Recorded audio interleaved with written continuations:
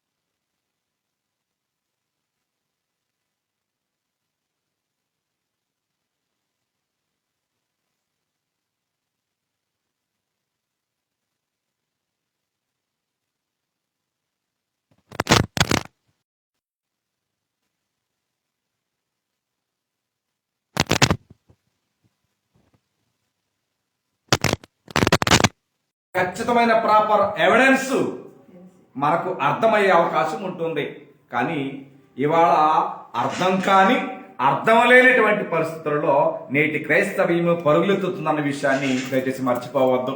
కాబట్టి ఇక్కడ గ్రంథం బోధించే వాస్తవాలు ఏంటంటే మీరు మీ దేవుడైన యెహోవాకు వినబడాలంట భయపడి అనే విషయాన్ని గ్రంథం మనకు బోధిస్తూ ఉంది. భయపడే వ్యక్తి లోబడతాడు. దయచేసి ఒకసారి పరిశుద్ధ గ్రంథాన్ని మీరు గమనించినట్లయితే ద్వితీయోపదేశ కాండము 13వ అధ్యాయము 4వ వచన భాగంలో ఉన్న సారాంశాన్ని సత్యాన్ని మనం ఈ సమయంలో ఆలోచన చేయనై ఉన్నాం. ప్రియ దేవుని పిల్లలారా, ద్వితీయోపదేశ కాండము 13వ అధ్యాయము 4వ వచన భాగంలో ఉన్న సారాంశాన్ని సత్యాన్ని మనం ఈ సమయంలో ఆలోచన చేయనై ఉన్నాం. పరిశుద్ధ గ్రంథము నుండి మీరు మీ దేవుడైన యెహోవాకు లోబడి ఆయనకే భయపడి. ఎవరికి లోబడాలి? దేవునికి లోబడాలి. ఎవరికి భయపడాలి? భయపడాలి. ఆయనకే అంటే అర్థం ఏంటి? యెహోవాకే. ఆయన ఎవరయ్యా అంటే ఈజ్ అవర్ క్రియేటర్. ఆయన ఎవరంటే ఆయన మన పరలోకపు తండ్రి, ఆయన మన సృష్టికర్త, మన జీవప్రదాత, మన దేవుడు. కాబట్టి ఇక్కడ గ్రంథం బోధించే వాస్తవాలు ఏంటంటే మీరు మీ దేవుడైన యెహోవాకు లోబడి ఆయనకే అంటే అర్థం ఏంటి? ఆయనకే అంటే అర్థం ఏంటి? ఆయనకే అంటే ఇంకెవరికి కాదని. కానీ ఇవాళ మనము లోకానికి భయపడతాం, ప్రకృతికి భయపడతాం, లోకంలో వేటి వాటికో కొన్నిటికి భయపడుతూ ఉంటాం. కానీ క్రైస్తవులుగా, విశ్వాసులుగా దేవుని మార్గంలో ప్రయాణం చేస్తున్న మనం ఎవరికి భయపడవలసినంత ఆవశ్యకత లేదు. ప్రాముఖ్యంగా ఎవరికి భయపడాలంటే స్పష్టంగా గ్రంథం మనకు బోధిస్తుంది. దీనిలా గురించి మీకు తినవసరం లేదు. మత్తయి సువార్త 10వ అధ్యాయం 28వ వచన భాగంలో యేసు ప్రభువు స్పష్టంగా మాట్లాడే 10:29 ఏమంటాడంటే, ఆత్మను చంపనేరక దేహమును చంపు వారికి భయపడకూడదు, కానీ ఆత్మని దేహాన్ని నరకములో నశింపజేయక దేవునికి మిక్కిలి భయపడాలి అన్నాడు. భయపడడం అనేది క్రైస్తవ జీవితాలకి ఖచ్చితమైన మ్యాండేటరీ. అయితే ఆ భయం అనేది లోకానికో ప్రకృతికో అమావాస్యకో వాటికో వేటికో భయపడడం కానే కాదు. వాస్తవికమైన క్రమంలో దేవునికే భయపడాలి, ఆయనకే లోబడాలి అనే విషయాన్ని ఖచ్చితంగా గ్రంథం బోధిస్తూ ఉంది. కానీ మనం ఏం చేస్తా ఉంటామంటే దేవునికి భయపడం, లోకానికి భయపడతాం. దేవునికి భయపడం, లోకంలో మనుషులకు భయపడతాం. దేవునికి లోబడం, లోకానికి లోబడతాం. లోకములో ఉన్నటువంటి ఆశలకు లోబడతాం, లోకములో ఉన్నటువంటి మనుషులకు మనం లోబడతాం. కానీ దేవునికి మనం లోబడలేము. దేవునికి లోబడితే మనము కోరుకున్న లేదా మనము ఎంపిక చేసుకున్నటువంటి క్రైస్తవ్యం అనేటువంటి మార్గము, మనిషి జీవిత మార్గము ఎలా ఉంటుంది? భయంగా ఆయనకే భయపడే అర్థం ఏంటంటే, ఇక భూలోకంలో మానవుడు అన్న వాడికి ఎవరికి భయపడాల్సిన అవసరత లేదు. ఎందుకంటే ఆయన మన సృష్టికర్త, ఆయన మన జీవప్రదాత, ఆయన మన సర్వోన్నతుడైన దేవుడు కనుక, మన కన్నతండ్రి కనుక ఆయనకే అన్ని సందర్భాలలో అన్ని వేళలో కూడా భయపడాల్సిన పరిస్థితులు ఉన్నాయి. కానీ మనం కేవలం ఆదివారానికి మాత్రమే భయపడినట్లు నటిస్తున్నాం. మనం నటిస్తున్నామా జీవిస్తూ ఉన్నామనేది ఎవరి ముఖాల్లో కనపడదు. కనపడనప్పటికీ ఆయన ఎవరు కాదు, వృద్ధాప్యంలో కళ్ళు కనపడకుండా ఉన్న వయోవృద్ధుడు ఆయన కాదు. ఆయన చీకటిలో ఉన్న రహస్యంగా జరిగే ప్రతి కార్యక్రమాన్ని ఏకరీతిగా చూసేవాడు. ఆయనకు మరుగైంది ఎక్కడా లేదు. నువ్వు ఆకాశానికి ఎక్కుతావో, సముద్ర దిగాంతానికి వెళతావో, పాతాళానికి దిగుతావో, నువ్వు ఎక్కడికి వెళ్ళు, ఆయన దృష్టికి కనుమరుగైనటువంటి రహస్యంగా ఉన్నది ఏది లేదు.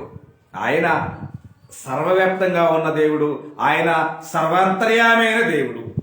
కాబట్టి మనము భూమి మీద దేవునికి లోబడుతున్నామా, దెయ్యానికి లోబడుతున్నామా, మనము ఎవరికి లోబడుతున్నాము, ఎవరికి భయపడుతున్నాము అనే విషయము మనకు అర్థం కాకపోవచ్చు. కానీ ఖచ్చితంగా ఎవరికి లోబడుతున్నారన్న విషయం ఖచ్చితంగా దేవునికి తెలియకుండా ఉండలేదు అన్న విషయాన్ని దయచేసి ఎవరు మర్చిపోవద్దు. కాబట్టి మీరు మీ దేవుడైన యెహోవాకు లోబడి ఆయనకే భయపడి ఏం చేయాలంట? ఆయనకే భయపడి ఆయన ఆజ్ఞలను అనుసరించి ఆయన మాట విని ఆయనను సేవించి ఆయనను హత్తుకొని ఉండాలి అని చెప్పింది గ్రంథం. ఆయనను హత్తుకోవాలని చెప్పింది. అంటే నిజంగా ఒక క్రైస్తవుడు దేవుణ్ణే ఎందుకు హత్తుకుంటాడు, ఆయననే ఎందుకు హత్తుకుంటాడంటే లోకం యొక్క విలువ అర్థమైతే లోకాన్ని హత్తుకుంటాడు, దేవుని యొక్క విలువ, వాక్యం యొక్క విలువ అర్థమైతే దేవుణ్ణి హత్తుకుంటాడు. మనకు ఏది అర్థమవుతుందో దానిని బట్టి మన జీవిత గమనాలు ఉంటాయి. వాస్తవానికి మనం అందరము తల్లిదండ్రులమే. దేవుడు మన కుటుంబాలను ప్రేమించి మనకు పిల్లలను ఇచ్చారు. మనం కూడా చదువుకునే వచ్చాం. నిజంగా చదువు అర్థమవుతున్న పిల్లలు ఎక్కడ ఉంటారు? పాఠశాలలో ఉంటారు. చదువు ఎంత చెప్పినా అర్థం కాని పిల్లలు ఏడుంటారా అంటే రోడ్ల మీద ఉంటారు. కారణం ఏంటంటే ఏం అర్థం కావట్లేదు అంటాడు. నిజంగా దైవ జ్ఞానం అర్థమైన పిల్లలు దేవుణ్ణి హత్తుకొని ఉంటారు. దేవుని జ్ఞానం అర్థం కాని లోక సంబంధులు లోకాన్ని హత్తుకుంటారు. ఏది అర్థమవుతుందో దానిని బట్టే మన జీవితాలు గమనం ముందుకెళ్తూ ఉంటుంది. అర్థమవుతున్న అంటే జీవితం యొక్క విలువ ఆధిక్యత అర్థమైతే ఆ జీవితం చాలా ప్రత్యేకంగా కనబడుతుంది. జీవితం అర్థం కాకపోతే లోకంలో అడ్డగోలుగా కనపడుతూ ఉంటుంది. మనకు అర్థమవుతున్న స్థితులను బట్టి మాత్రమే మన జీవితాలు మన కళ్ళ ముందు ప్రతిబింబిస్తూ ఉంటాయన్న విషయాన్ని ఎవరు మర్చిపోదు. కాబట్టి మీరు మీ దేవుడైన యెహోవాకే భయపడి ఆయనకే లోపడి అన్నాడు. ఆయనకే భయపడాలా, ఆయనకే లోపడాలా. ఇంకెవ్వరికీ కూడా లోపడాల్సిన అవసరం లేదు, ఇంకెవరికి భయపడాల్సిన అవసరం లేదు. కానీ ఆయా సందర్భాలలో మనము దేవుని పిల్లలమే ధైర్యపడతాం. మనము కూడా పరిశుద్ధులమైన భ్రమలో బ్రతుకుతాం. మనం కూడా క్రైస్తవులమే ప్రతి ఆదివారం ఆరాధన చేస్తున్నాం, ఇక మన జీవితాలు డోకాయే అనుకుంటాం. కానీ ఆయా సందర్భాలలో మనం కొన్ని వాటిని హత్తుకుంటాం. దేన్ని హత్తుకుంటాం? నిజంగా ఆదివారం నాడు ఆరాధన, ఆదివారం నాడు ఒకే రోజుకు 2000 వచ్చే కూలి ఏది కావాలా? ఆదివారం ఆరాధన హత్తుకుంటారా? 2000 3000 వచ్చే కూలిని హత్తుకుంటారా? కూలిని హత్తుకుంటారు. ఆదివారం దేవుడిని హత్తుకుంటారా? మంచి అకేషన్ వచ్చే పెళ్లి ఉంది, సంబంధంలో బంధువులందరూ కలుసుకునే పని ఉంది, దేని హత్తుకుంటారు? సంబంధాలను హత్తుకుంటారు.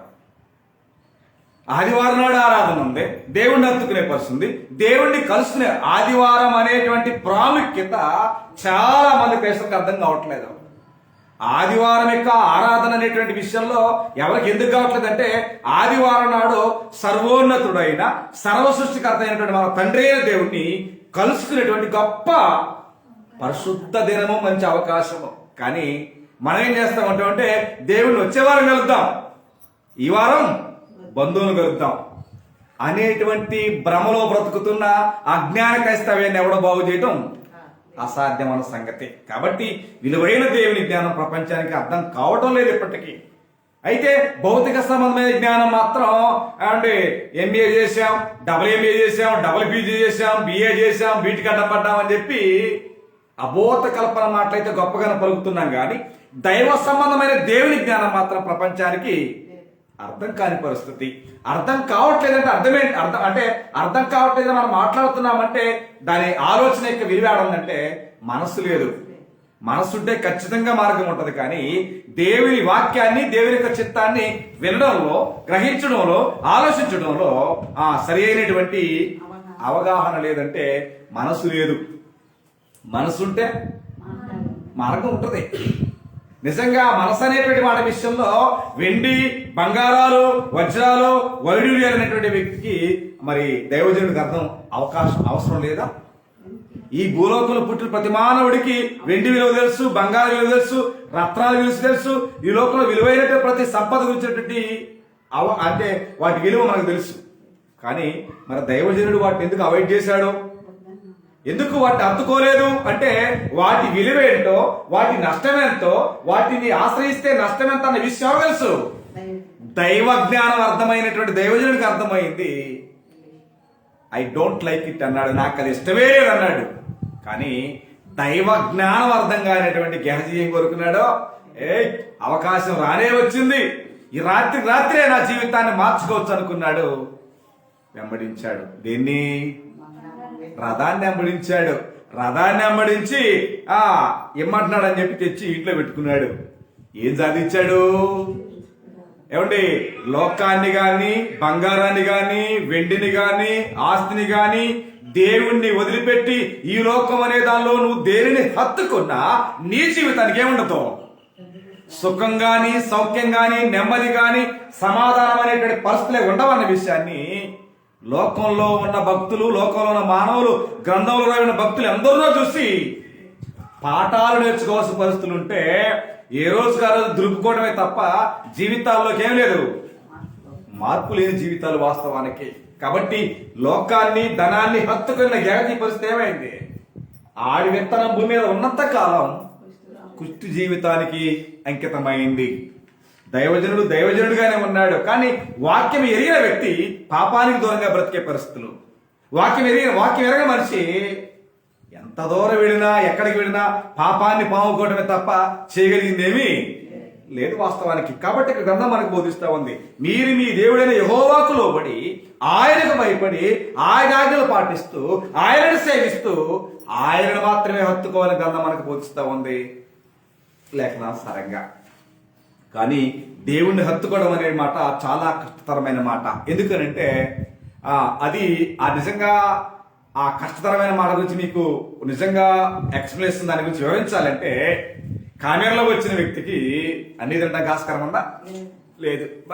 నువ్వు వద్దనకూడదు, నువ్వు ఇద్దరు అని చెప్తే వాడికి సిరుతుతా ఉంటుంది. ఏంది నన్ను తినొద్దంటారు, మీరు తింటారని చెప్పి ఎక్కడో సాట ఎడం చేస్తారు. నిజంగా క్రైస్తవులుగా ఉన్న మనం లోకంలోనే ఉన్నాం. లోకములో ఉన్నవారు కూడా లోకంలోనే ఉన్నారు. కానీ లోకములో వారు చేసేటట్టి క్రియలు మనం చేయడానికి అధికారం ఉందా? అంటే మనం ఎవరు? దేవుడు కోరుకున్న పత్యకారులమనే గ్రంథం బోధించేది. పథ్యకాలు ప్రత్యేకంగానే ఉండాలా, ప్రత్యేకమైన కూరలు కదా, ప్రత్యేకమైన ఆహారం, ప్రత్యేకమైనటువంటివి ఖచ్చితంగా ఉంటాయి.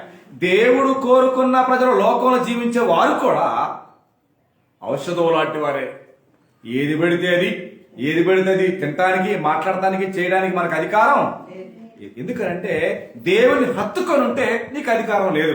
నీ ఇష్టాసనంగా జీవించడానికి నువ్వు నీ శరీరానికి రుణస్థులవు కాదు. మన విలువ పెట్టుకునేది ప్రభువే గనక దేవుడు ఏం చెప్తాడో అది మాత్రమే చేయాలన్న విషయం లేఖనంలో మనకు చెప్పబడుతుంది వాస్తవానికి. కాబట్టి ఈ భూమి మీద మనం అలాగే చేస్తున్నామా? ఆదివారం వరకే దేవుడి పేరు.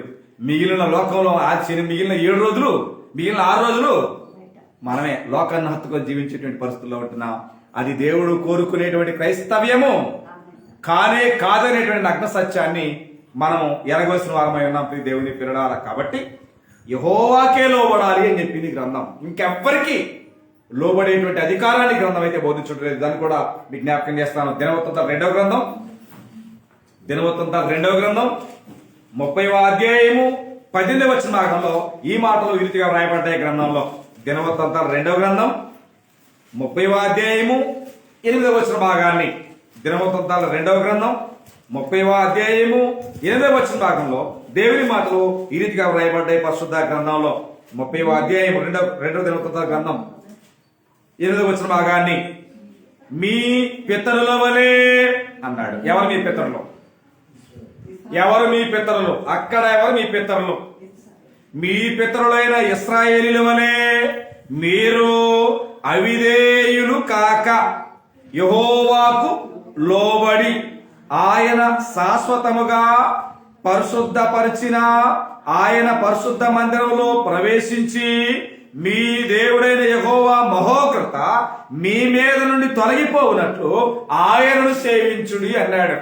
అంటే ఈ లోకంలో బ్రతికే ప్రతి వ్యక్తి, ప్రతి మానవుడు కూడా దేవుని మాట ఎందుకు వినాలయ్యా అంటే, ఈ భూమి మీద జీవించే ఏ మానవ జీవితానికి దేవుని మహోగ్రత అనేటువంటి కోపము మన మీద ఉండకున్నట్లుగా ఆయన మాట వినాలా, ఆయనకు లోబడాలా, ఆయనకు భయపడాలా, ఆయననే సేవించాలా. ఇది దేవుని మనసులో ఉన్నటువంటి ప్రాముఖ్యమైనటువంటి విధి విధానాలు. కానీ ఈ విధానాలు మనకు నచ్చుతాయా?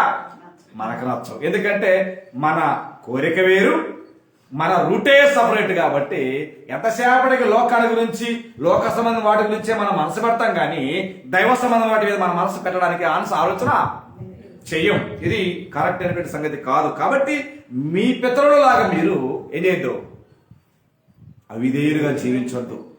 మీ పితరులాగా మీరు దేవుని మీద తిరుగుబాటు చేయొద్దు, ఆయన మీద లోబడకుండా మీరు జీవించొద్దు అనేటువంటి విషయాన్ని జ్ఞాపకం చేస్తూ, ఒకవేళ జీవించినట్లయితే ఎలాగా? అవిధేయులుగా జీవించినట్లయితే, లేదా దేవునికి లోబడకుండా మీరు జీవించినట్లయితే ఏముందంట? దేవుని మహోగ్రత మీ మీద ఉన్నది. జాగ్రత్తగా ఉండాలి అనే విషయాన్ని గ్రంథం స్పష్టంగా బోధించింది, గ్రంథం లేఖనానుసారంగా. అయితే పాత నిబంధన భాగంలో కానీ, పాత నిబంధన గ్రంథంలో కానీ, కొత్త నిబంధన గ్రంథంలో కానీ యెరూషలేము అనే మాట చాలా సార్లు రాయబడింది. యెరూషలేము అనే మాట ఏ సందర్భంలో అయితే గ్రంథం బోధిస్తా ఉందో, లేదా గ్రంథం పలుకుతా ఉందో, అది దేవుని మాటగా మన మధ్యలో ఉన్నప్పుడు ఆ యెరూషలేము అనే పదంలో దేవునికి ఏం కనపడుతుంది చెప్పగలరా? యెరూషలేము అనే పదాన్ని మీరు ఎక్కడైతే వింటున్నారో, మనం ఎక్కడైతే వింటున్నామో, మనం ఎక్కడైతే చదువుతున్నామో, ఆ చదివే యెరూషలేము అన్న ఆ మాట వెనక ఆ మాటలో ఉన్న రహస్యము ఎంతమంది క్రైస్తవులకు అర్థమవుతుంది వాళ్ళ చెప్పగలరా? యెరూషలేము అనే పదంలో దేవుడు ఏం చూసుకున్నాడు? యెరూషలేము అనే పదంలో దేవుడు ఏం చూసుకున్నాడు? ఏమైనా చూసుకున్నాడు అంటారా? అద్దంలో మనం ముఖం చూసుకుంటాం, నీళ్ళలో మనం ముఖం చూసుకుంటాం, అవునా కదా? అద్దంలో ముఖం చూస్తాం, నీడలో కూడా మన ముఖాలు చూసుకుంటాం. అలాగే యెరూషలేము అనే పదంలో దేవుడు ఏం చూసుకున్నాడు అంటారు? ఏమండి? యెరూషలేము అనే పదంలో కానీ, యెరూషలేము అనే పట్టణం గురించి మాట్లాడుతున్న సందర్భంలో దేవుడికి కనబడింది ఒకే ఒకటి. ఏంటి చెప్పగలరా? యెరూషలేము అనే పదంలో, యెరూషలేము అనే పట్టణం కానీ, యెరూషలేము అనే పదం కానీ గ్రంథంలో ఎక్కడైతే రాయబడిందో ఆ పదములో ఉన్నా లేదా పట్టణంలో ఉన్నా ఒకటి మాత్రమే దేవుడికి కనబడతా ఉంది. అదేంటయ్యా అని అంటే సంఘము. ఏం కనపడతా ఉంది? సంఘము కనపడతా ఉంది. ఎప్పటిది ఇది? యెరూషలేము అనే పదం పాత నిబంధనలో ఎన్నో చోట్ల రాయబడింది. అదే యెరూషలేము పట్టణాల గురించి ఎంతో మంది ప్రవక్తలు ప్రవచించారు. అదే యెరూషలేములో ఏం చేయబడింది? అదే యెరూషలేములో సంఘము స్థాపించబడింది. అంటే యెరూషలేము అనే పదాన్ని ఎక్కడ వాడాడో, ఎక్కడ పదాన్ని సంబోధించాడో, ఆ యెరూషలేము అనే పదం వాడినప్పుడు దేవునికి కనబడుతుంది ఏంటంటే ఆత్మ సంబంధంగా ఆ కుమారుడి ద్వారా, కుమారుడి రక్తం ద్వారా కొనబడిన స్థాపించబడిన సంఘము దేవునికి కనపడతా ఉంది. అలాంటి పదం లేదా అలాంటి అంతరార్థంగా ఉన్నటువంటి నిగూఢంగా ఉన్నటువంటి మర్మము నేటి క్రైస్తవులకు ఎంతమందికి అర్థమవుతుంది? గ్రంథాన్ని కొనుక్కుంటే సరిపోవాలా? గ్రంథాన్ని గోడల కాళ్ళ నుంచి చదివితే సరిపోవాలా? ఏమంటే ఉదయాన్నే లేవగానే సరిపోతే సరిపోద్దా? చదవదు. చదవడం వల్ల, వినడం వల్ల ఏం ఉపయోగం లేదు. చదవబడినా వినబడినా చెప్పుతున్న వాక్యాన్ని సవివరంగా ఆలోచించినప్పుడు వచ్చేటువంటి జ్ఞానం చాలా అతీతమైనది. అది వాళ్ళ లేదు వాస్తవానికి.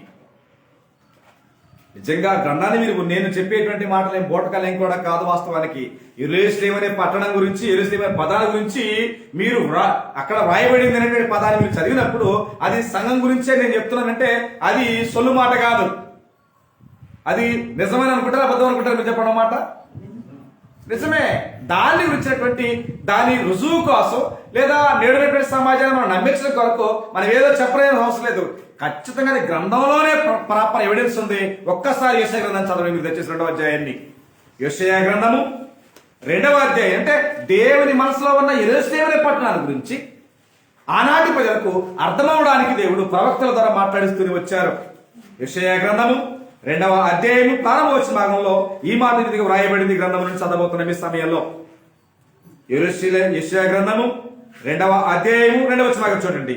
అంత్య దినములలో పర్వతముల పైన యెహోవా మందిర పర్వత శిఖరమున చూడండి స్థిరపరచబడి కొండల కంటే ఎత్తుగా ఎత్తబడును. తర్వాత ప్రవాహము వచ్చినట్లు సమస్త జనులు దానిలోనికి వచ్చేదరు. ఆ కాలమున సియోనులో నుండి ధర్మశాస్త్రము, యెరూషలేములో నుండి యెహోవాకు దేని గురించి యెరూషలేము పట్టణములో స్థాపించబడిన క్రీస్తు సంఘాల గురించి, యెరూషలేములో స్థాపించబడిన దేవుని రాజ్యం గురించినటువంటి వాస్తవాలు అనేక మంది ప్రవక్తల ద్వారా దేవుడు ముందుగానే వెల్లడి చేశాడు, వ్యక్తం చేశాడు. ఆయన ప్రపంచానికి అర్థం కాలేదు, అర్థం కావట్లేదు, అర్థం కాదు. ఎందుకని? మనసుంటే కదా. మనసుంటే మార్గం ఉంటుంది, మనసు లేకపోతే ఏమీ లేదు వాస్తవానికి. కాబట్టి యెరూషలేము నివాసులారా అన్నాడు. యెరూషలేము నివాసులారా అని చెప్తున్నటువంటి సత్యాన్ని ఒక్కసారి ఇర్మియా గ్రంథము 4వ అధ్యాయం 4వ వచనం భాగాన్ని మనం గమనించినట్లయితే, ఇర్మియా గ్రంథము 4వ అధ్యాయము 4వ వచనం భాగంలో ఉన్న సారాంశాన్ని మనం గమనించినట్లయితే గ్రంథం ఈ రీతి మనతో మాట్లాడుతూ ఉంటున్నది. యెరూషలేము అని ఇర్మియా గ్రంథము 4వ అధ్యాయము 4వ వచనం భాగాన్ని చూడండి. అవిధేయులై ఉండుట మానుకొని మీ దుష్ట క్రియలను ఏం చేయాలంట? మీ దుష్ట క్రియలను ఏం చేయాలంట? ఇర్మియా గ్రంథము 4వ అధ్యాయం 4వ వచనం భాగం చదువుతున్నాం మనం. అవిధేయులై ఉండుట మానుకొని మీ దుష్ట క్రియలను బట్టి ఎవడను ఆర్పివేయలేనంతగా నా ఉగ్రత అగ్నివలే కాల్చుకున్నట్లు యోధావారులారా, యెరూషలేము నివాసులారా యెహోవాకి లోబడి ఉండాలి అంటున్నాడు. దేనికి? నిజంగా యోధావారులారైనా, యెరూషలేము వారులైనా లేదా భూమి మీద జీవించే సమస్త సకలలోక ప్రజలైనా సరే యెహోవాకు లోబడాల్సింది దేనికి? యెహోవాకు భయపడాల్సింది దేనికి? చెప్పండి. యెహోవాకి ఎందుకు భయపడాలి, యెహోవాకి ఎందుకు లోబడాలి గ్రంథం గమనించినట్లయితే వాస్తవానికి వేసవి కాలంలో ఎక్కువ అగ్ని ప్రమాదాలు జరుగుతూ ఉంటాయి. ఏ ప్రమాదాలు? అగ్ని ప్రమాదాలు జరుగుతూ ఉంటాయి. అగ్ని ప్రమాదాలు జరిగితే అగ్నిమాపక సిబ్బంది వచ్చి ఆర్పేది ఏంటి చెప్పండి? ఆర్పేది ఏంటి చెప్పండి? అగ్నిమాపక సిబ్బంది నీళ్లు తీసుకొని వచ్చి వాళ్ళు ఆర్పేది ఏంటయ్యా అంటే బూడిద. ఆర్పేది ఏంటి? అంతా కాలిన తర్వాత వచ్చి ఆర్పేది బూడిదే. నిజమా అబద్ధమా ఇది? నిజమే. వాళ్ళు అట్టా ఇట్టా సర్దుకొచ్చేసరికి మొత్తం కాలిపోద్ది. అంటే అగ్ని అంటుకున్న తర్వాత దాన్ని ఆపడం ఎవరి తరం కాదు. నిజంగా అది ఎంత ప్రాముఖ్యమో, అది ఎంత వాస్తవమో అది మనందరి కళకు తెలుసు. అవునే కదా? మనం ఎన్నో గృహాలు కాలుతా ఉన్నప్పుడు చూస్తే ఇక వాడిసరికి మొత్తం కలిపోతే బూడిదైపోతే అప్పుడు వచ్చి అట్ట ఇట్టని వాళ్ళు ఏదో రాసుకొని పోతారు. అది ఎంత వాస్తవమో యోధా వారలారా, యెరూషలేము వారలారా, లోకంలో జీవించే ప్రజలారా ఆర్పివేయలేనంత అగ్ని అన్నాడు. దేనికి?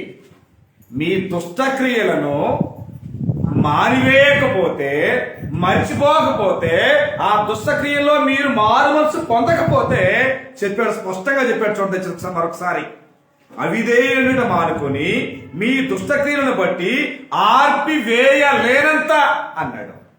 ఎవడ తరం? దేవుడు అగ్గిపొల్ల గీస్తే దాన్ని ప్రపంచంలో ఎవడు ఆర్పడం అసాధ్యమైన పని. ఆయన నిజంగా మనం చూస్తే అది ఎక్కువ ఎక్కడ జరుగుతూ ఉంటుంది అంటే ఆస్ట్రేలియా ఖండంలో జరుగుతూ ఉంటుంది. సముద్రంలో కూడా ఏమొస్తా ఉంటాయి? సముద్రంలో కూడా, నడి సముద్రంలో కూడా అగ్ని జ్వాలలు ఎగిచి పడతాయి. నిజంగా నీరున్న చోట అగ్ని ఉంటుందా? ఉండదు. కానీ దేవునికి అసాధ్యమైనది ఏది లేదు. సముద్రాన్ని కూడా చీల్చుకొని అగ్ని జ్వాల లావ బయటకు వస్తున్నప్పుడే మనకు అర్థమవుతుంది. మనం చూస్తూ ఉంటాం డిస్కవరీ ఛానల్ కానీ అనేక సందర్భాల్లో వాస్తవానికి. కానీ అలాంటి ఆర్పివేయలేనంత అగ్ని ఎవరి కోసం? మనమంటే ఎవరు? దుష్టక్రియలు మానుకొని ఏ జీవితానికైనా మిగిలింది ఆర్పివేయలేనంత అగ్ని రౌద్రం ఉన్నదనే విషయాన్ని మర్చిపోకుండా ఏం చేయాలంట? ఏం చేయాలని చెప్పింది గ్రంథం.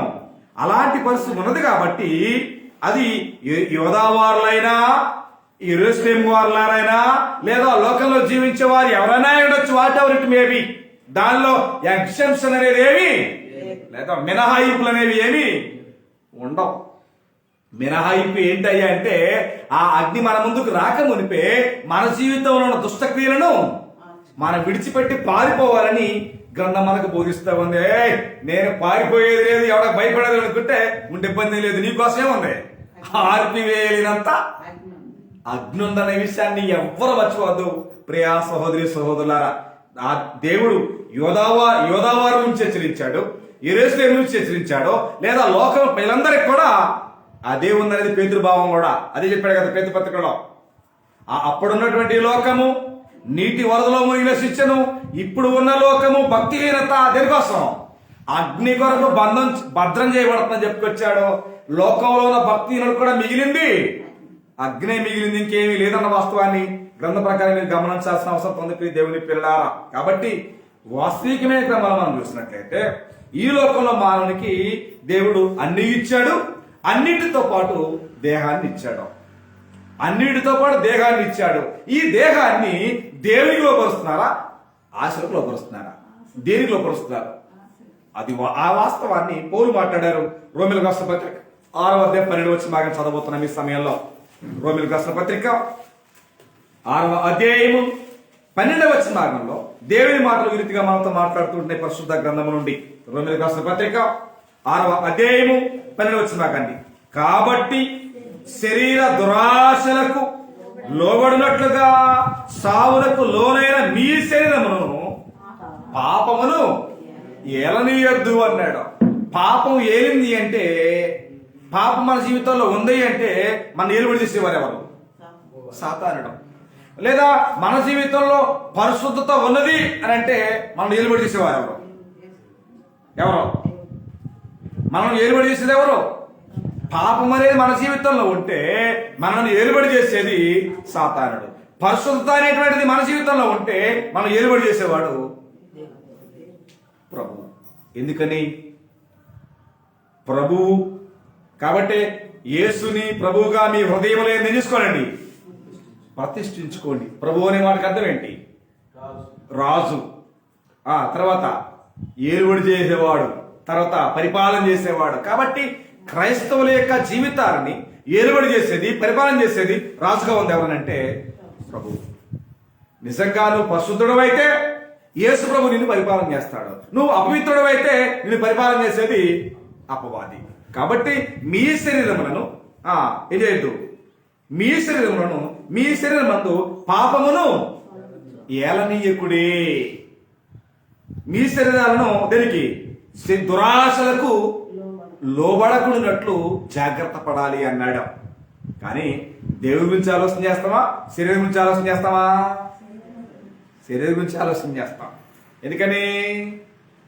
ఆ పరిస్థితి అట్లా ఉంటుంది. ఆ పరిస్థితి అట్లా ఉంటుంది కాబట్టి ఎవరైనా ఏసావు దేని గురించి ఆలోచన చేశాడు? ఏసావు దేని గురించి ఆలోచన చేశాడు? శరీరానికి అవసరమైనటువంటి దాని గురించి ఆలోచన చేశాడు. ఆత్మ సంబంధమైన దేవుని దాని గురించి ఆలోచన చేయలేకపోయాడు. ఎందుకనంటే మనం దేని గురించి అయితే మన మనసులో ఆలోచన చేస్తామో, నీతి అయితే నీతి, అవినీతి అయితే అవినీతి, పాపం అయితే పాపము, పరిశుద్ధత పరిశుద్ధత, దేని గురించి అయితే మన మనసులో ఆలోచన కలిగి ఉంటామో అది మనం ఏం చేస్తూ ఉంటుంది అంటే ఏలుబడి చేస్తూ ఉంటుంది. వాస్తవికమైన అదే ఇప్పుడు మాట్లాడాడు, ఇక్కడ చదివి మార్క్స్ చదువుతున్నాడు. కాబట్టి శరీర దురాశలకు లోబడుకున్నట్లు అన్నాడు. అంటే దురాశలు లోబడేది ఎవరో? శరీరమే.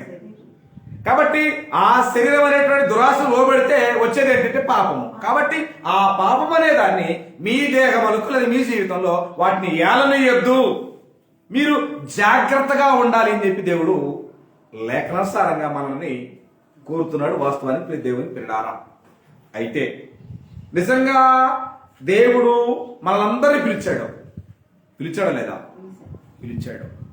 ఆ పిలువబడిన పిలుపునకు లోబడ్డామా లేదా? లోబడ్డామా? నిజంగా ఎంతో ఆధారం చూపించి, ఎన్నో ఆధారాలు మన ముందు మన కళ్ళ కట్టినట్టు కనబడినా సరే దేవుడు పిలిస్తే నమ్మనటువంటి దౌర్భాగ్యం మనదే. వాళ్ళ ఒక వ్యక్తిని మీకు జ్ఞాపకం చేస్తా. హెబ్రీ పత్రిక 11వ అధ్యాయము 8వ వచన భాగంలో ఒక గొప్ప ప్రముఖమైన వ్యక్తిని మీకు పరిచయం చేస్తుంది గ్రంథం మనకి. చూడండి, వచ్చేసి హెబ్రీ పత్రిక 11వ అధ్యాయము 8వ వచన భాగం సారాంశాన్ని చదవబోతున్నాం ఈ సమయంలో. హెబ్రీ రాసిన పత్రిక 11వ అధ్యాయము 8వ వచన భాగంలో ఒక వ్యక్తిని గ్రంథం మనకు పరిచయం చేస్తూ ఉంటున్నది. హెబ్రీ రాసిన పత్రిక 11వ అధ్యాయము 8వ వచన భాగంలో చదవబోతున్నాం మనం ఈ సమయంలో.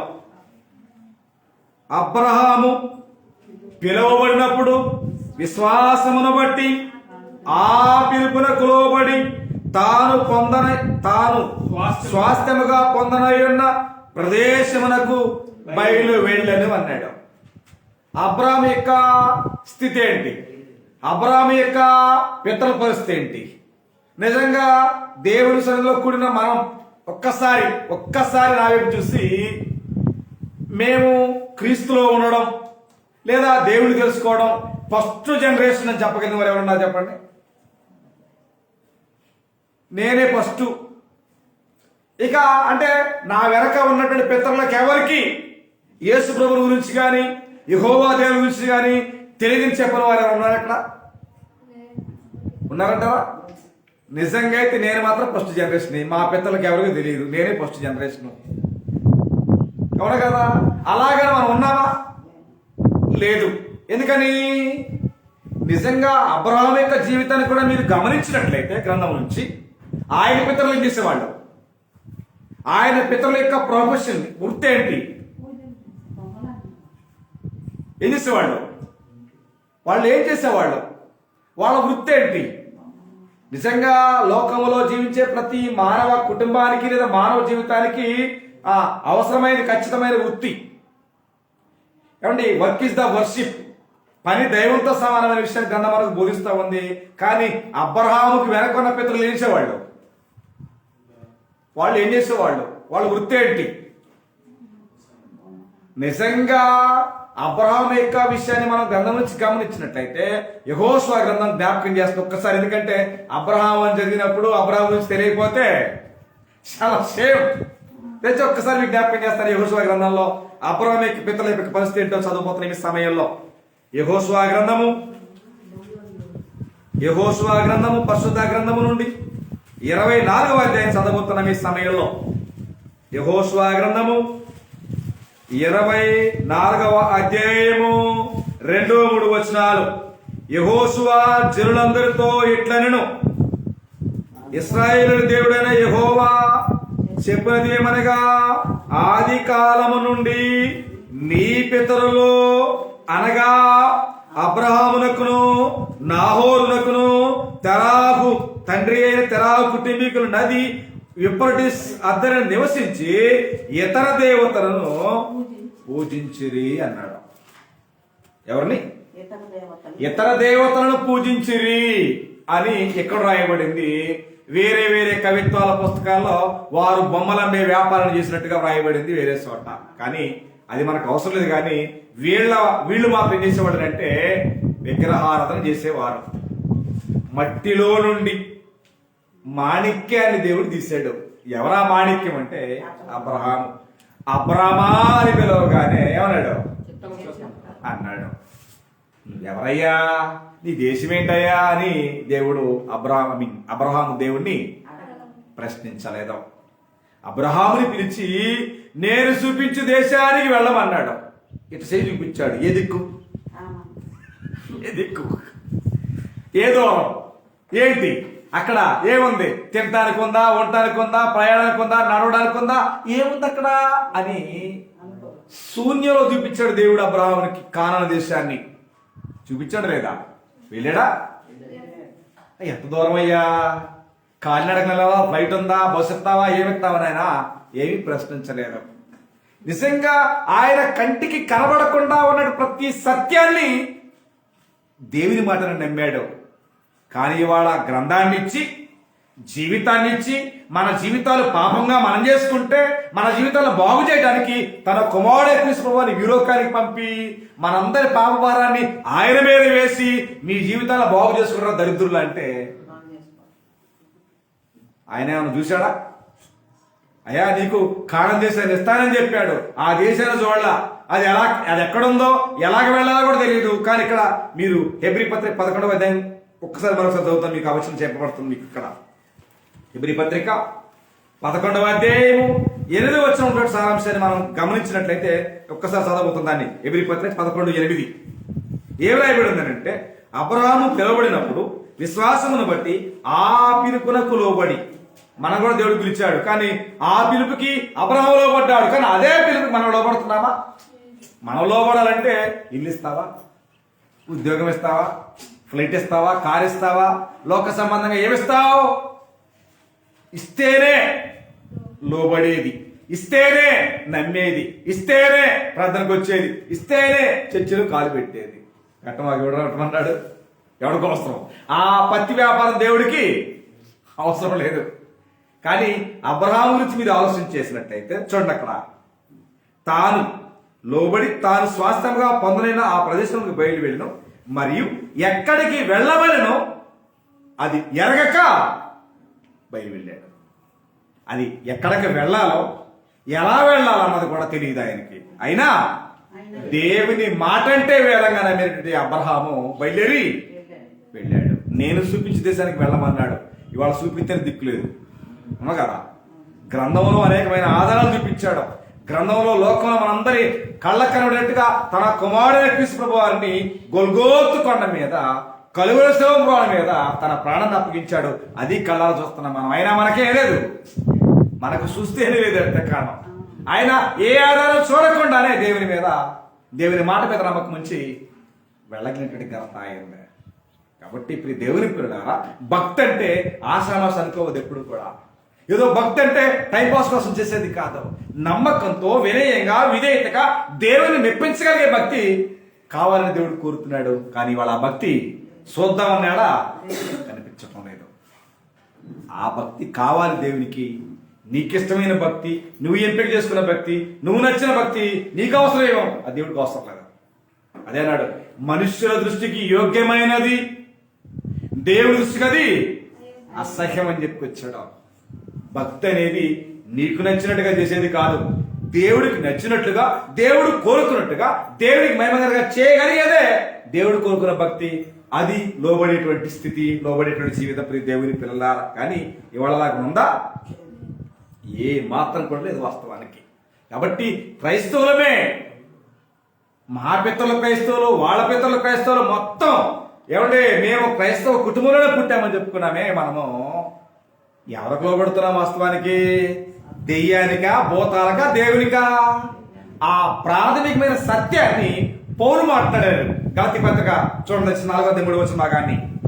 అపోస్తుడైన పౌలు గలతీయుల సంఘానికి తన పత్రికను రాస్తూ 4:3 భాగంలో మాట్లాడుతున్న సారాంశాన్ని మనం ఈ సమయంలో చదవబోతున్న దేవుని పిల్లలారా, గలతీయులకు రాసిన పత్రిక 4:8 భాగంలో ఈ మాట, 4:3 భాగాన్ని 4:3 అటువలనే మనమును బాలురమై ఉన్నప్పుడు అన్నాడు.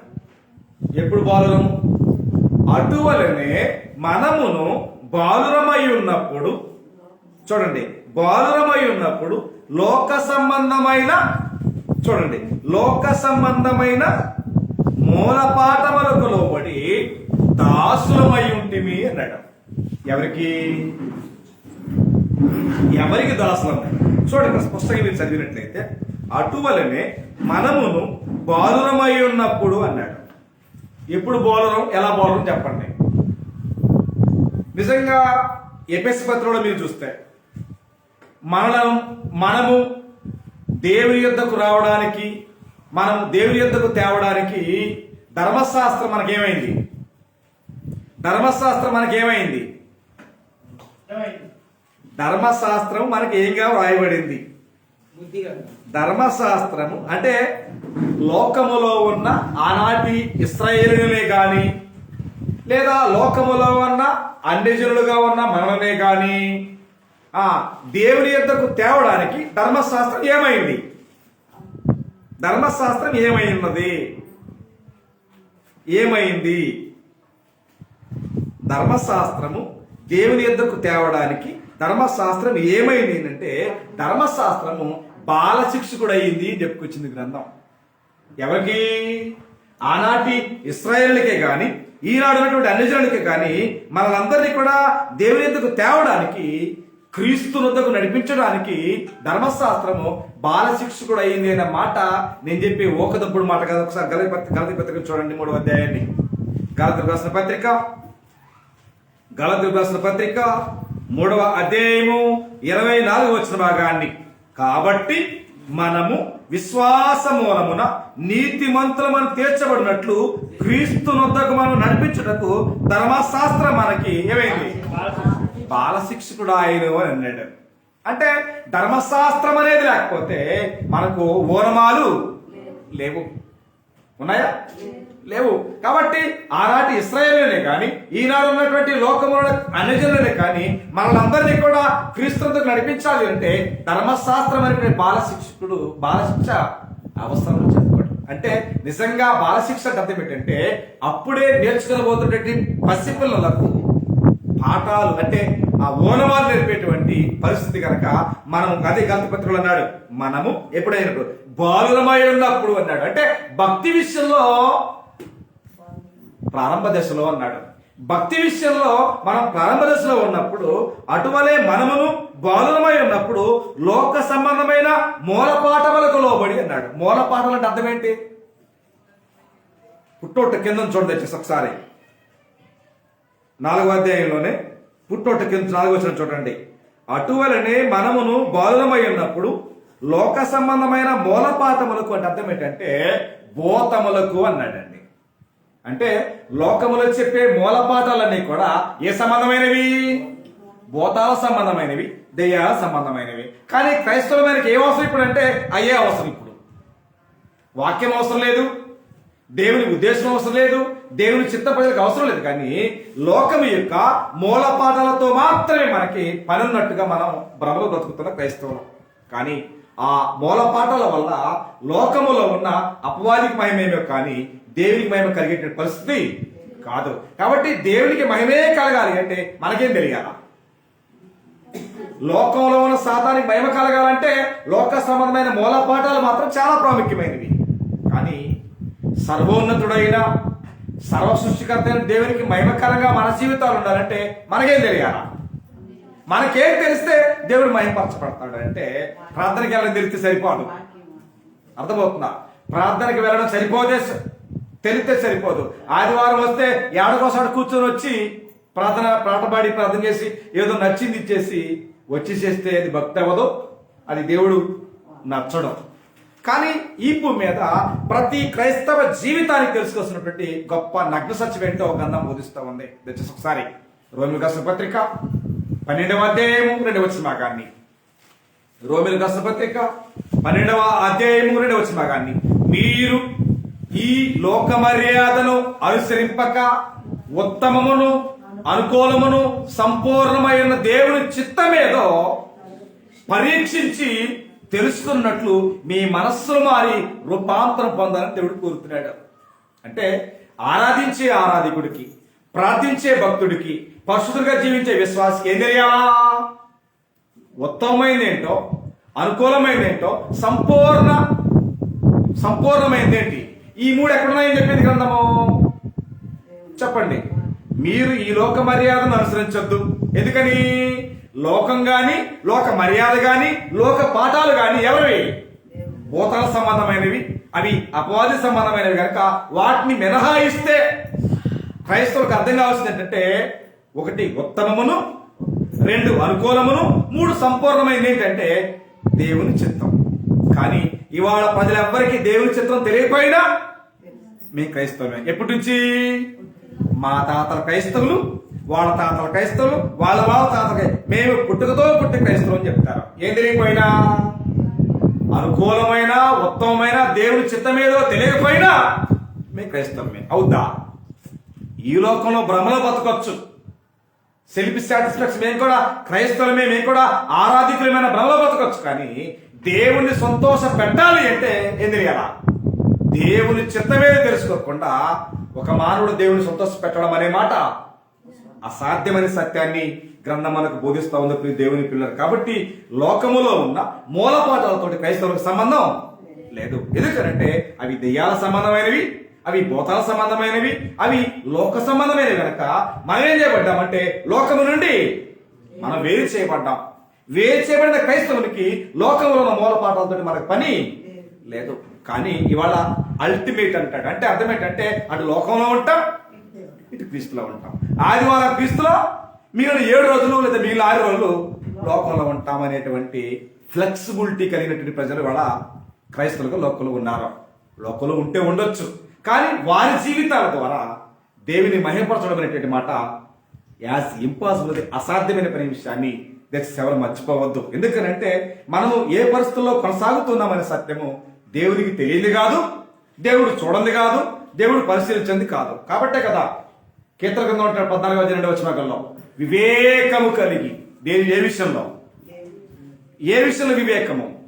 వివేకము కలిగి దేవుని వెదకువారు కలరేమో అని ఆకాశమును ఆయన చేస్తాడట, పరిశీలిస్తున్నాడు. కారణం ఏంటి? లోకంలో బ్రతుకుతున్నాం, కానీ లోకంలో జీవిస్తే మనము లోకంలోని మూలపాఠాలతో బ్రతుకుతున్నామా? లోకంలో బ్రతుకుతున్న మనము ఆయన చిత్తం తెలుసుకొని ఆయన చిత్త ప్రకారం జీవిస్తూ ఉన్నామనే విషయంలో ఎవరు ఏ రకంగా ఉన్నారనే విషయం ఖచ్చితంగా దేవునికి అవసరం. కాబట్టే ఆయన ప్రజలందరినీ కూడా వెతుకుతున్నాడంట. ఎవరు వెతుకుతున్నాడు? వివేకం కలిగి. పిచ్చోడు, బందరు పిచ్చోడు ఆయన వెతకడం. ఎందుకంటే వాడు ఉపయోగం లేని జీవితం కాబట్టి వాడు ఎవరిని దేవుడు వెతుకున్నాడు. ఎవరిని వెతుకుతున్నాడంటే వివేకము కలిగి దేవుణ్ణి శ్రద్ధగా, భక్తిగా, వినయంగా, విధేయతగా ఎవరైతే వెతుకుతారు అంటే కలిగి ఆలోచన చేస్తుంటారో వారిని దేవుడు వెతుకుతాడు, వారిని దేవుడు కనుగొంటాడు, వారికి ఒక మార్గాన్ని సరళం చేస్తాడు. వాస్తవానికి ఒక ఎగ్జాంపుల్ మీకు జ్ఞాపకం చేస్తాం. యాకోబునకు 12 మంది సంతానం. అవునా కదా? యాకోబునకు 12 మంది సంతానం. ఆ 12 మంది సంతానంలో దేవుడు ఎవరిని ఎంపిక చేసుకున్నాడు? ఎందుకు ఎంపిక చేశాడు? నిజంగా దైవ సంబంధమైన మనస్సులో, వాగ్దాత దేశం ఏది? కానాను దేశం. వాగ్దాత సంతతి ఏది? వాగ్దాత దేశం కానాను దేశం అయితే వాగ్దాత సంతతి ఇశ్రాయేలీయులు.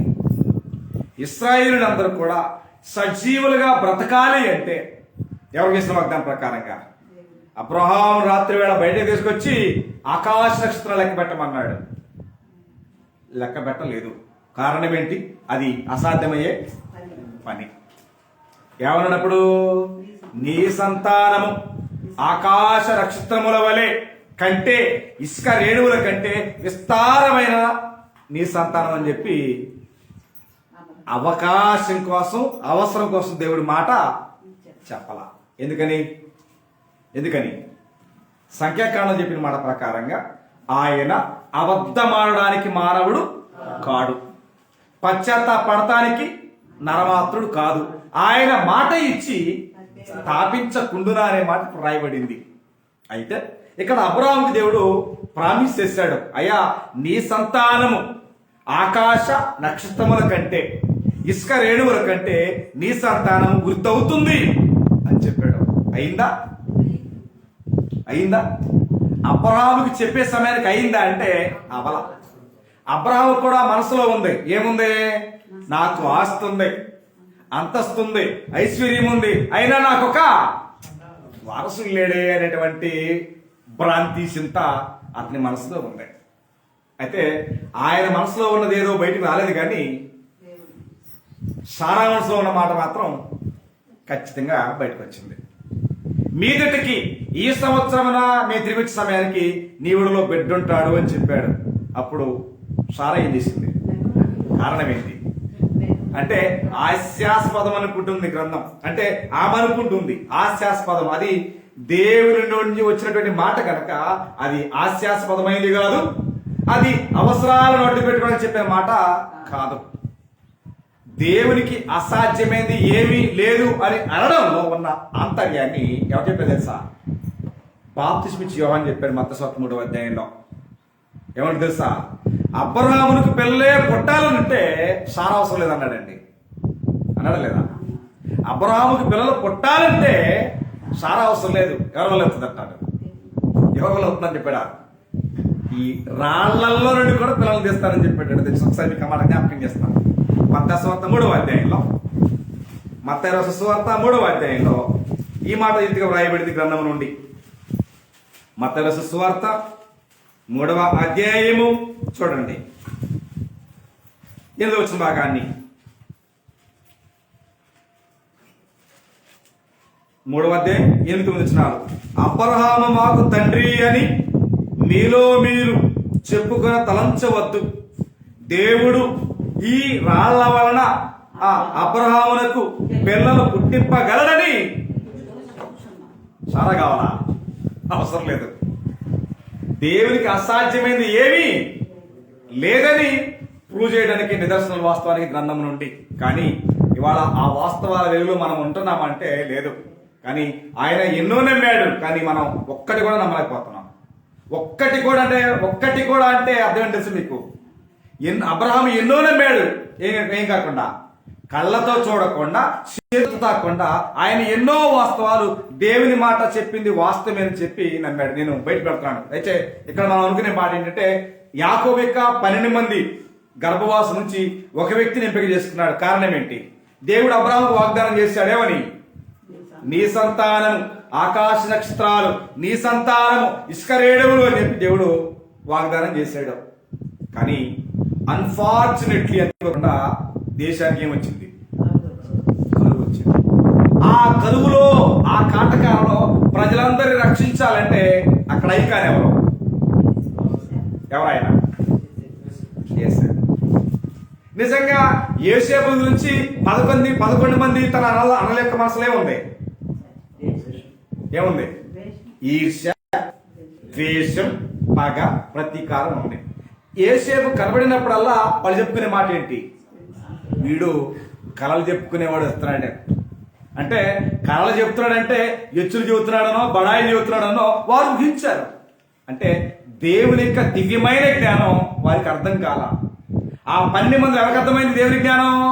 ఒక యోసేపుకి అర్థమైంది, మిగిలిన 11 మందికి అర్థం కాలేదు. వాళ్ళు లోక సంబంధంగా ఆలోచన చేస్తున్నారు, కానీ ఆత్మ సంబంధమైన దేవుని దివ్యమైన జ్ఞానం వారు ఆలోచన చేయడం లేదు. కానీ నిజంగా అలాంటి 12 గోత్రాల జనాంగం లెక్క పెట్టలేనంత జనం కావడానికి కారణం ఎవరయ్యారు? యోసేపు కాదా? అవును కాదా? ఆనాటి అనలములు ఒప్పుకోకపోయినా చివరికి ఒప్పుకున్నారు. ఒకసారి మీకు అమ్మాయి జ్ఞాపకం చేస్తాను. ఆదికాండము 50వ అధ్యాయంలో ఉన్నటువంటి సత్యాన్ని మనం ఈ సమయంలో ఆలోచన చేయబోతా ఉన్నాం. ఆదికాండము 50వ అధ్యాయము పరిశుద్ధ గ్రంథము నుండి ఆదికాండము 50వ అధ్యాయంలో ఉన్నటువంటి వాస్తవాన్ని మనం ఈ సమయంలో చదవబోతున్నాం.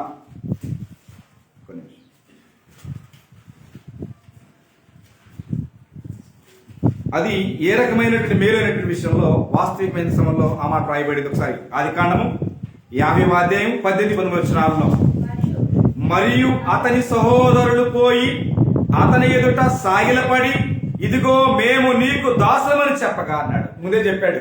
ఏం చెప్పాడు? 11 పనులున్నాయి అంటే 12 పనులు ఉన్నాయి. ఆ 12 పనుల్లో 11 పనులు వేసి ఒకదానికి సాగిలపడి నమస్కారం చేస్తున్నాయి. సూర్యుడు ఉన్నాడు, చంద్రుడు ఉన్నాడు, అవన్నీ వచ్చి ఇక్కడ సాగిలపడి నమస్కారం చేస్తున్నాయి అంటే వారు ఏం చేశారు? ఈర్ష్య పెంచుకున్నారు, ద్వేషం పెంచుకున్నారు. కానీ కాలమే సమాధానం చెప్పినట్టుగా ఆ 11 మంది యాకోబు సంతానం వెళ్ళి ఏడపడ్డారు.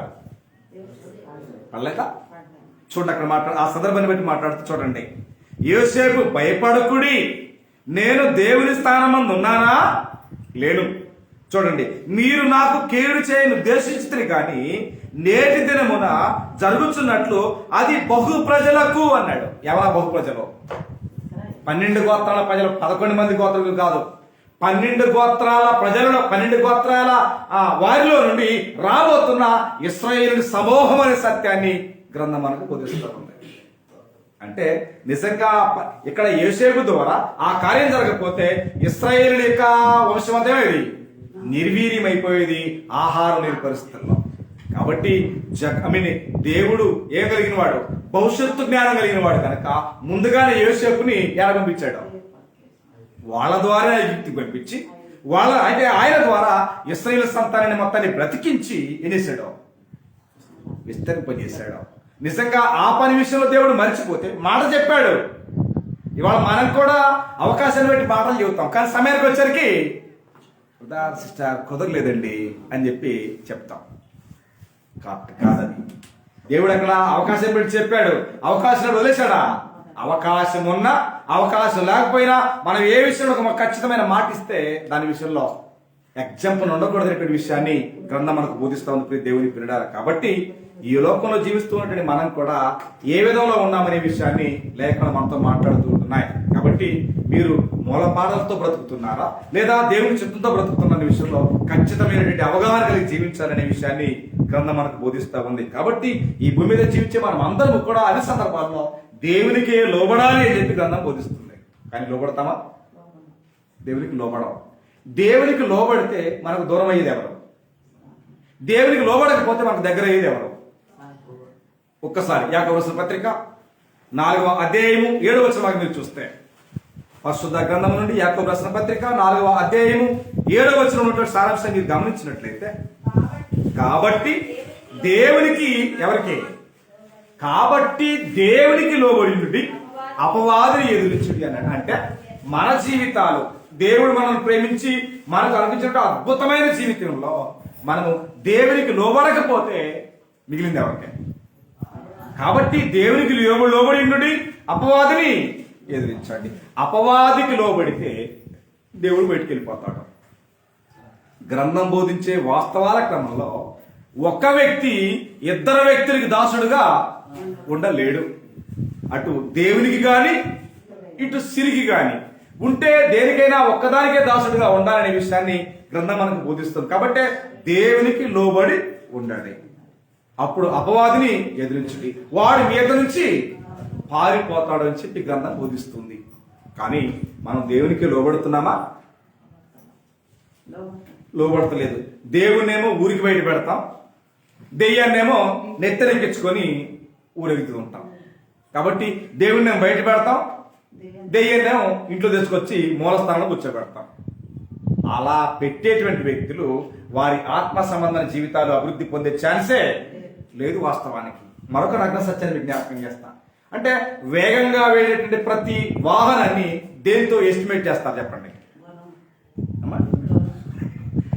వేగంగా వెళుతున్నటువంటి అది 2 వీలర్ అయినా 3 వీలర్ అయినా 4 వీలర్ అయినా ఎక్కడ ప్రయాణం చేసే ఏ వాహనం అయినా ఉండొచ్చు, దాన్ని దేంతో ఎస్టిమేట్ చేస్తారంటే ఖచ్చితంగా గుర్రంతోనే ఎస్టిమేట్ చేస్తారు. కాబట్టి హార్స్ పవర్ అంటారు. హాఫ్ హెచ్పి పవర్ అంటే అర్థం ఏంటి? 1 HP పవర్ అంటే అర్థం ఏంటి? హార్స్ పవర్ గుర్రం శక్తి అని అర్థం. అవునా? వడిగా వేగంగా పరిగెత్తే గుర్రాన్ని ఎలా ఆపగలగాలి? దేనికి దేనికి కళ్ళం? ఏమండి ఒక్కసారి యాకోబు రాసిన పత్రిక 3వ అధ్యాయం 3వ వచనం చూస్తే, యాకోబు రాసిన పత్రిక 3వ అధ్యాయం 3వ వచనం మీరు చూస్తే, గుర్రములు ఎవరికి? మనకి. మనకి గుర్రములు మనకి లోబడినట్లు లేదా లోబడుటకై ఏం చేస్తారంట? ఆ నోటికి కళ్ళము పెట్టి వాటి శరీరం అంతయు త్రిప్పుదుము కదా అన్నాడు. ఎవరి పనిది? మనం చేసే పని. మనకైతే వేగంగా పరిగెత్తే గుర్రాలు కళ్ళం లాగగానే ఆడాగాల. అవునా? ఇట్లాంటి శ్రేష్టమైన జీవితాన్ని దేవుడు మనకు అందించే జీవితానికి మరి మనం లోబడటానికి ఏం కావాలా? మనకేం వెయ్యాలా? మనం దేవునికి లోబడాలంటే మనకేం కావాలా? వేగంగా పరిగెత్తే గుర్రాన్ని ఆపాలి. ఎందుకంటే నేను యజమానుడి కదా, అహంకారం, నేను యజమానుడి కదా, నా మాట వినాలని చెప్పి లాగగానే అది లాగాల. మరి యజమానుడైన దేవునికి లోబడటానికి మరి మనకేం కావాలా? మనకేం కావాలా? మనకు అలాంటి కళ్ళం వేశాడు అనుకోండి, మనం బతకగలమా? అవి నోరు లేని జీవరాశులు కాబట్టి గాడిదకో గుర్రానికో కళ్ళం వేస్తే అవి బ్రతికేస్తాయి, కానీ మనం బ్రతకగలమా? బ్రతకలేదు. కాబట్టి మహోన్నతమైన దేవుడు ఇంత చక్కటి ప్రైవసీనిచ్చి కదా, కాళ్ళకి కళ్ళం పెట్టలేదు, ఏమండి మూతికి సిక్కం పెట్టలేదు, కళ్ళకి కళ్ళం పెట్టలేదు, ఏమండి నోటికి కళ్ళం పెట్టకుండా విశాలమైనటువంటి సువిశాలమైన ప్రపంచంలో విహరించడానికి దేవుడు అవకాశం ఇచ్చాడు. అయినా మనం లోబడం. మనం ఆనాటి గ్రంథ బోధిస్తున్న ప్రకారంగా గుర్రానికి నోటికి కళ్ళం ఎంత ప్రాముఖ్యమైందో, క్రైస్తవ జీవితం దేవునికి లోబడాలంటే ప్రాముఖ్యమైంది అని చెప్పండి. ఏం ప్రాముఖ్యం? ఏమా? వాక్యం ప్రాముఖ్యం. గుర్రానికి నోటికి కళ్ళం వేశారు, మనం దేనికి వేయాలా? హృదయానికి వేయాలా. ఎందుకు వేయాలా? హృదయానికి వేయాలా. గ్రంథంలోని భక్తులు చాలా మంది మాట్లాడారు. కీర్తన 111 కీర్తన భాగంలో కూడా మాట్లాడే 11 వచనాలలో, నీ ఎదుట నేను పాపం చేయకున్నట్లు నా హృదయంలో ఉంది, నీ వాక్యం ఉందన్నాడు దావీదు భక్తుడు. దానికి అలా అవకాశం ఉంటే హెబ్రీ పత్రిక 4:12 ఎందుకనగా దేవుని వాక్యము సజీవమై బలముగాదై రెండంచుల ఖడ్గం కంటే వాడి అయి ఉండి ప్రాణాత్మలను కీళ్లను విభజించినంత మటుకు దూసు హృదయం యొక్క తలంపులను ఆలోచనను శోధించే దేవుని వాక్యం. దానికి ప్రేరేపిస్తామా? ఇవ్వం. ఒక జీవిత గమనాన్ని మార్చగలిగే దేవుని వాక్యం, కానీ ఆ వాక్యానికి మనం అవకాశం. వాక్యం మన మనసులో మన హృదయంలో ఉంటే మనం ఎల్లకాలము దేవునికి లోబడతాం, ఆయనకే భయపడతాం, ఆయన చట్టాలు ఆయన శాస్త్రాల విషయంలో ఖచ్చితంగా స్ట్రిక్ట్ పర్సెంట్గా ఉంటాం. కానీ ఆ ఆలోచన మనకు లేదు. ఎందుకంటే ఏదో అందరు బ్రతుకుతున్నారు, మనం బ్రతుకుతున్నాం, మన భ్రమలో బ్రతుకుతున్నామే తప్ప నేను బ్రతికానంటే ఒక ప్రత్యేకత ఉండాలన్నటువంటి తపన తాపత్రయం నేటి క్రైస్తవ జీవితాలకి లేదు. కాబట్టి ఏది ఏమైనా సరే నిజంగా దేవునికి లోబడకపోతే, సత్యాన్ని నమ్మకపోతే వారి మీద ఏముందో చూడండి. ఆ మాట ముగిస్తాను. రోమీయులకు రాసిన పత్రిక 2వ అధ్యాయము 8వ వచన భాగాన్ని, రోమీయులకు రాసిన పత్రిక 2వ అధ్యాయము 8వ వచన భాగంలో ఈ మాట ఈ రీతిగా వ్రాయబడింది పరిశుద్ధ గ్రంథము నుండి. రోమీయులకు రాసిన పత్రిక 2వ అధ్యాయము 8వ వచన భాగాన్ని, అయితే భేదములు పుట్టించి, దేనికి భేదాలు? దేనికి భేదాలు? మనం చదివాం, ఉత్తమమును అనుకూలమును సంపూర్ణమై ఉన్న దేవుని చిత్తాన్ని, దేవుని ఉద్దేశాన్ని, దేవుని వాక్య విషయంలో అనేకమైన భేదాలు లోకంలో పుట్టించి, చూడండి, సత్యమునకు లోబడక అన్నాడు. సత్యమునకు లోబడక అన్నాడు. ఏంటి సత్యం అంటే? వాక్యమే సత్యం, దేవుని మాటే సత్యం. సత్యం అంటే అర్థం ఏంటంటే యేసుక్రీస్తే. అంటే ప్రార్థనలకు వెళుతున్నామనే భ్రమలో బతుకుతున్నారు కానీ లోకములో ఉన్న క్రైస్తవులంతా కూడా వాక్యమై ఉన్న క్రీస్తుకి లోబడే ఛాన్సే లేదు పరిస్థితుల్లో. ఏదో మాస్క్ కప్పుకొని, వేషాలు కప్పుకొని, క్రైస్తవమైనటువంటి గుడ్డలు వేసుకొని బతుకుతున్నామే తప్ప వాక్యమై ఉన్న క్రీస్తుకి లోబడే ఆలోచన చేసే పరిస్థితులు లేదు. ఎందుకోసం అన్నాడు, భేదమును పుట్టించి సత్యమునకు లోబడక దుర్నీతికి లోబడి వారందరికీ ఏమన్నట? దేవుని ఉగ్రతయు రౌద్రమును ఉన్నది అనే విషయాన్ని గ్రంథం బోధిస్తా ఉంది. కాబట్టి నువ్వు ఏ రీతిలో జీవిస్తావో జీవించే ఇబ్బంది ఏమి లేదు. ఇక్కడ నేను క్వశ్చన్ చేసే వాళ్ళు ఎవరు లేరు. కానీ ఎంత దూరం పరిగెత్తినా, ఎంత వేగంగా నువ్వు పరిగెత్తినా ఎడగలలా? ఎక్కడికి వెళ్ళాలా? ఖచ్చితంగా అన్నిటికీ కొలమానం మర్చిపోవద్దు. ఈ భూమి మీద జీవించే ప్రతి వారి జీవితానికి ఖచ్చితమైన కొలమానం ఉంది. కాబట్టి వాస్తవికమైన క్రమంలో రోమపత్ర 3:11 ఏం చెప్పాడంటే, నీతిమంతుడు లేడని చెప్పాడా? నీతిమంతుడు లేడు, ఒక్కడు కూడా లేడని చెప్పాడు. లోకములో ఉన్న ప్రజల జీవితాలను బాగు చేయడానికి గ్రంథంలో అనేకమైన ప్రవక్తల ద్వారా ఆ మాటలు గ్రంథంలో పలికించాడు. యెషయా ప్రవచించాడు. యెషయా దావీదు మొద్దు నుండి నీతి చిగురించును అన్నాడు. అదే మాటని జకరియా మాట్లాడాడు. నీతి అని సిగురు ఒకడు కలడు అన్నాడు. అలాగే మలాకి ప్రవక్త ప్రవచించాడు, నీతి సూర్యుడు మీ కొరకు ఉదయించును అన్నాడు. ఎవరా నీతి సూర్యుడు? అవునా కదా? లోకం యొక్క పాపపు స్థితిని దశ మార్చే నీతి ఎవరయ్యా అంటే యేసుక్రీస్తు ప్రభువారు. కాబట్టి ఆయన ఈ లోకానికి వచ్చి కూడా మత్తయి 6:33లో మొదట మీరు ఆయన రాజ్యాన్ని, ఆయన నీతి అన్నాడు. ఆయన నీతి ఎవరు? దేవుని నీతి ఎవరు? ఇక్కడ క్రీస్తే. కాబట్టి కొరింథీయులకు అన్నాడు, మనము ఆయన మూలముగా ఒకటి నీతియు, 2 పరిశుద్ధత, మీరు విమోచన చెప్పుకొచ్చింది గ్రంథం. కాబట్టి ఇవాళ ప్రపంచానికి తీర్పులోకి వచ్చే కొలమానం ఏంటి? నీళ్ళని లీటర్లో కొలుస్తాం, కూరగాయల్ని కేల్లో కొలుస్తాం, అరటిపళ్ళని డజన్లో కొలుస్తాం. అన్నింటినీ ఒకటే కొలమానం ఉందా? లేదు. రైట్. నేడున్నటువంటి ప్రపంచాన్ని కొలిసే కొలమానం ఏంటి చెప్పండి?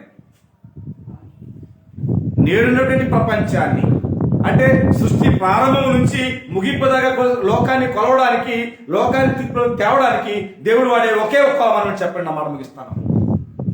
అపోస్తలుల కార్యగ్రంథం 17వ అధ్యాయము 31వ భాగంలో గ్రంథం ఇది మనతో మాట్లాడుతూ ఉంటున్నది. అపోస్తలుల కార్యగ్రంథం 17వ అధ్యాయము 31వ భాగాన్ని 17:31. ఎందుకనగా తాను నియమించిన మనుషుని చేత, చూడండి, నీతిని అనుసరించి భూలోకమునకు తీర్పు తీర్చబోయే ఒక దినాన్ని దేవుడు నిర్ణయించాడు. ఆ నిర్ణయించిన దినాన కొలిసే కొలమానం ఏంటంటే అంటే నీతి అని చెప్పాడు. ఆ నీతి క్రీస్తు అయితే ఆ క్రీస్తు యేసులోనికి బాప్తిసం పొంది మన పాపాలను కడిగేసుకుంటేనే మనము నీతి అవుతున్నామని చెప్పింది గ్రంథం. కాబట్టి ఈ భూమి మీద దేవునికి లోబడతావో లోబడవో, సత్యాన్ని అంగీకరిస్తావో అంగీకరించవో, దుర్నీతికి లోబడతావో, దేనికి లోబడతావో, చాయిస్ యువర్ సెల్ఫ్.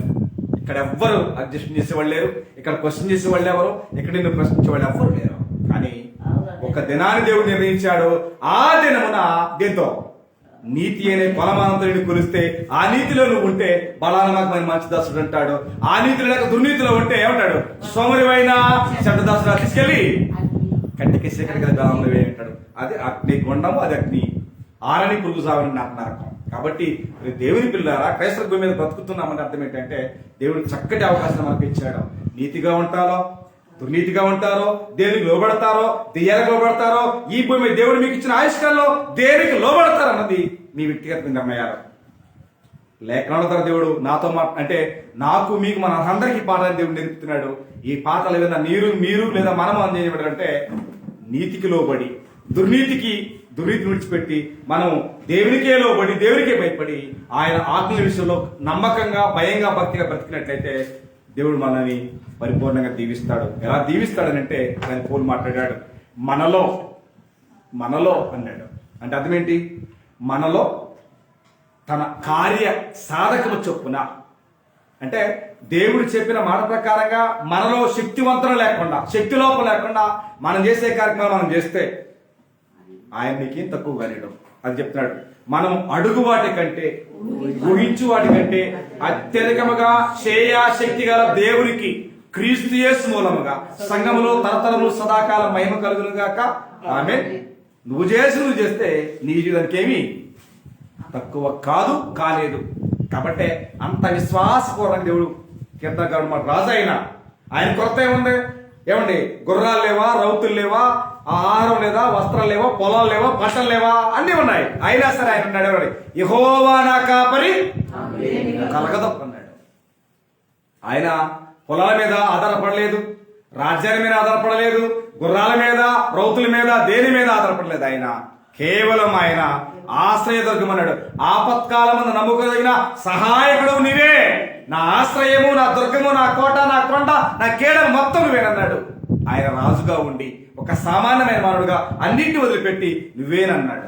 ఇవాళ మనం ఏమీ లేకపోయినా నువ్వు వద్దయ్యా, మాకు లోకమే కావాలన్నట్టు బతికితే చేయగలిగింది ఏమీ లేదు. కాబట్టి నిజంగా లోబడేటువంటి మనసు అనేది చాలా ప్రాముఖ్యమైంది. అది దేవునికి లోబడాలా, ఆయనకి భయపడాలా, నమ్మకంగా ఆయన సేవించినట్లయితే దేవుడు మనల్ని అడుగువాటి కంటే, ఊహించువాటి కంటే పరిపూర్ణంగా దేవుడు దీవించగలిగిన సమర్థుడైన దేవుడు. అలాంటి నమ్మకాన్ని అబ్రహాము నమ్మాడు, లోబడ్డాడు. కానీ వాళ్ళ ఆ నమ్మకాలను చూద్దామన్నా మనకి కనిపించట్లేదు. ఒక నమ్మాలంటే ఇల్లు ఇస్తావా, వాకులు ఇస్తావా, పిల్లలు ఇస్తావా, ఉద్యోగాలు ఇస్తావా, ఊళ్ళు ఇస్తావా అనేటువంటి లోక సంబంధమైన గొంతెమ్మ కోరికలతో ప్రయాణం చేస్తున్నాడు తప్ప ఆధారం నేను నమ్మగలుగుతున్నామంటే నమ్మట్లేదు. కానీ ఇవాళ మనం నమ్మాము అంటే మన జీవితంలో ఒకే ఒకటి జరగాలని చెప్పగలరా? ముగిస్తాను. నిజంగా మనం నమ్మాము అంటే ఒకటి మ్యాండేటరీ ఉంది ఇక్కడ. మనం నిజంగా నమ్మాము అంటే దానికి ఆధారం ఒకటే. అదే చెప్పుకొచ్చాడు, నమ్మిన వాడు ఏం చేస్తాడు? నిజంగా యేసుప్రభువు ఈ లోకానికి వచ్చిన మాట వాస్తవం, మనం పాపులమన్న మాట వాస్తవం, ఆయన మనందరి పాపాల నిమిత్తం చనిపోయానది వాస్తవం, మనందరి పాపాల నిమిత్తము సమాధి చేయబడ్డానది వాస్తవం, ఆయన మనందరి పాపాల నిమిత్తము తిరిగి పునరుద్ధానం మూడుదని తిరిగి లేచాడన్నది వాస్తవమే. అయితే ఆ వాస్తవాన్ని నమ్మిన వారు అయితే ఏం చేస్తాం? నమ్మినవాడు బాప్తిజం పొందుతాడు, నమ్మని వాడికి శిక్ష. అంటే ఇంకా బాప్తిజం పొందలేదంటే ఆ వాస్తవాలను మనం నమ్మలా. అబ్రహాము దేవుణ్ణి నమ్మెను, అది అతనికి నీతిగా ఎంచబడింది.